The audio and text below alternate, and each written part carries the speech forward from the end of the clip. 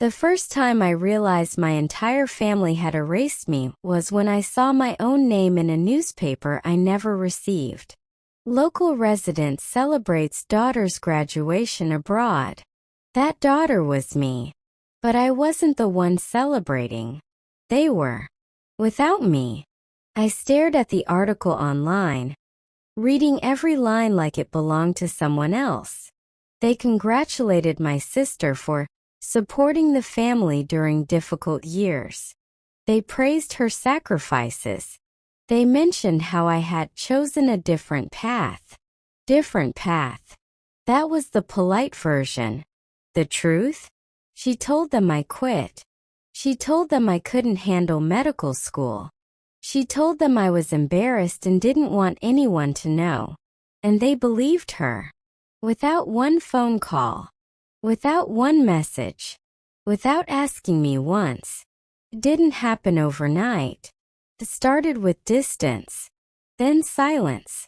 Then judgment. My sister had always been dramatic, but this time she was strategic. When I moved to another city for training, communication got slower. Calls were shorter. Conversations felt colder. Then one day my father said something strange on the phone. "You should have told us earlier." "Told you what?" I asked. "That you weren't continuing." I remember the confusion in my voice. Continuing what? Silence. Then, "Your sister said you dropped out." I laughed. Not because it was funny, because it was absurd. "I'm literally in class right now," I said. But something in his tone told me it didn't matter. The story had already settled in their minds. After that, things shifted fast. Financial support stopped. Calls stopped. Birthday messages disappeared. My mother sent one text. "We're disappointed, but we hope you figure things out." Figure things out. I was 2 years into residency, but in their version of reality, I was a failure hiding from the truth. And my sister? She played the concerned mediator. "I tried to defend you," she told me once. "They're just hurt." Hurt by what? By a lie she created? For months I tried correcting it. Screenshots. Schedules. Proof. But once people decide who you are, evidence feels like excuses. Eventually I stopped explaining. If they wanted to believe I quit, I would let my success speak later. The next 5 years were quiet. Not peaceful. Just quiet. They missed my white coat ceremony. They missed the day I signed my first independent contract. They missed my wedding. Yes, my wedding. I sent invitations. No response. I stood at the altar surrounded by friends who became family. And in the empty chairs reserved for blood relatives, I felt something close. Not pain. Closure. I built my life brick by brick. Night shifts. Emergency calls. 20-hour days. I became good. Very good. Because when you're cut off unfairly, you don't break. You sharpen. Occasionally, I would check their social media. Family dinners. Smiles. Group photos. My sister in the center. Always in the center. Captioned. "So proud of our strong girl." Strong. The same person who couldn't handle being second in attention. The same person who planted a lie and watered it daily. But I didn't fight back publicly. I didn't expose her. Because truth has patience. And lies have expiration dates. 5 years passed. No calls. No apologies. No clarifications. Just silence thick enough to suffocate. Until the night my phone rang at 2:14 a.m. unknown number. I almost ignored it. But something made me answer. "Is this doctor?" "Yes. There's been an emergency involving a family member." My heart didn't race. It paused. "Who?" They said her name.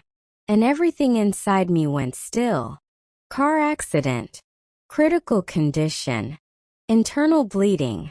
Multiple injuries. Transported to the nearest trauma center. The hospital they mentioned? Mine. I was on call. I was the senior surgeon available. The irony was surgical. 5 years of silence. And suddenly, I was needed. I stood outside the operating room doors reading her file. Severe trauma. Time sensitive. High risk. Through the glass, I saw my parents for the first time in years. Older. Panicked. Fragile. They didn't see me yet. They didn't know. Life has timing no human can plan. And truth? Sometimes it wears scrubs. The operating room lights were brighter than usual, but not because of the equipment. Because lying on the table was the person who had rewritten my entire life with a single lie, my sister. 5 years of silence. 5 years of absence. And now life had placed her in front of me, fragile, dependent, and in danger. The nurse whispered urgently, "Doctor, her blood pressure is crashing." I stepped forward. Professional. Focused. Steady. Because no matter what she had done to me, I had taken an oath. And tonight I was the only one who could save her. 3 hours. 3 hours of relentless precision. A torn spleen, internal hemorrhaging, a collapsed lung. Every move had to be perfect.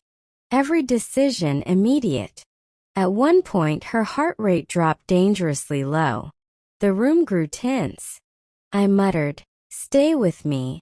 Not emotionally but clinically. And then pulse returned. Bleeding controlled. She was alive. After the surgery I removed my gloves, exhausted.